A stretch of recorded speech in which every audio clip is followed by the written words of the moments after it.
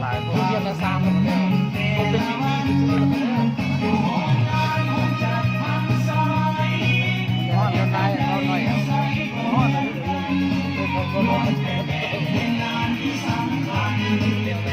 ปีเลยมีได้ยินกันไปแล้วฮะปีเลยทุกเงี้ยนึงก็ได้เข้าแล้วดิเข้าแล้วอะไรที่บ้านน่ะทั้งหมด400แต่ว่าได้เข้าแล้วแต่ยังนัดนึงมื้ออื่นเนาะแต้มทั้งหมดเท่าไหร่แต้มนี่7 แต้ม